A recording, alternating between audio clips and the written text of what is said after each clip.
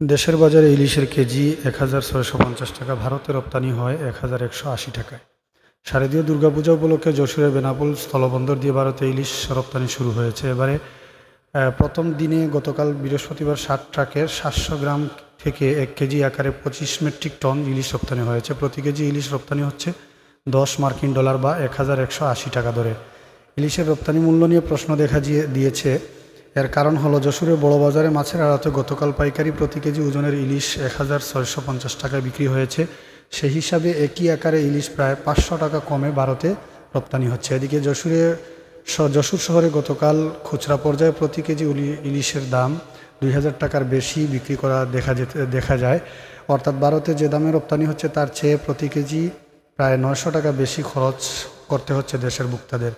জানতে চাইলে মৎস্য অধিদপ্তরের বেনাপোল স্থলবন্দর মৎস্য পরিদর্শন ও মান নিয়ন্ত্রণ কেন্দ্র পরিদর্শক আসওয়াদুল আলম বলেন, এই প্রশ্নের উত্তর জাতীয় রাজস্ব বোর্ড NBR কর্মকর্তারা দিতে পারবেন। তবে আমি যেটা জানি সেটা হলো ইলিশ রপ্তানির পরিপত্রটি কয়েক বছর আগের তখনকার বাজার দরের সঙ্গে মিল রেখে $10 প্রতি কেজি রপ্তানি মূল্য নির্ধারণ করা হয়। এখনও সেই পরিপত্র অনুযায়ী রপ্তানি হচ্ছে। তবে ইলিশের দেশীয় বাজার দর সঙ্গে সঙ্গতি রেখে দাম সমন্বয় হতে পারে বলে মনে করেন। যশোর শহরের বড়বাজার মৎস্য আড়তদার সমিতির সাধারণ সম্পাদক শেখ পিয়ার মোহাম্মদ প্রথম বলেন, স্থানীয় বাজারে যেখানে প্রতি কেজি ওজনের ইলিশ ১,৬৫০ টাকা বিক্রি হয়, সেখানে ভারতে $10 বা ১,১৮০ টাকা কেজিতে কীভাবে রপ্তানি হচ্ছে তা আমাদের বোধগম্য নয়।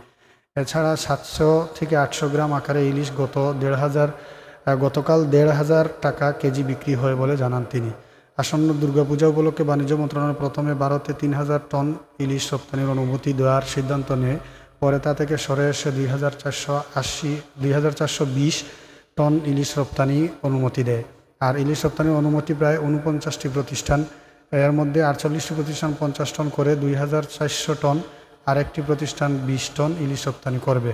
গত বুধবার বাণিজ্য মন্ত্রণালয়ের আওতাধীন সংস্থা আমদানি ও রপ্তানি নিয়ন্ত্রক প্রধান নিয়ন্ত্রককে চিঠি দিয়ে তথ্য জানানো হয়। বেনাপোল স্থলবন্দরের উপপরিচালক রাশেদুল সজীব ভুইয়া নজির জানান, গতকাল বিকেল ৫টা পর্যন্ত বেনাপোল স্থলবন্দর দিয়ে ৭টি ট্রাকে ২৫ টন ইলিশ রপ্তানি হয়েছে। এ বন্দর দিয়ে ২,৪০০ টনের কিছু বেশি ইলিশ রপ্তানির অনুমোদন রয়েছে।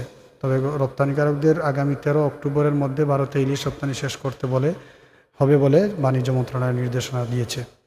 দুর্গাপূজা উপলক্ষে কলকাতা ভিত্তিক ভারতীয় মাছ আমদানিকারক সংগঠন fish importers association FIA Bangladesh থেকে ইলিশ রপ্তানি অনুমোদন দেওয়ার জন্য গত ৯ সেপ্টেম্বর পররাষ্ট্র উপদেষ্টা তৌহিদ হোসেনকে অনুরোধ জানানো হয় এবং সে অনুযায়ী বাংলাদেশ সরকার বিশেষ বিবেচনা প্রথমে ভারতে ৩,০০০ টন ইলিশ রপ্তানি অনুমতি দেয়। পরে অবশ্য সিদ্ধান্ত বদলে পরিমাণ কমিয়ে ২,৪২০ টনে চূড়ান্ত হয়।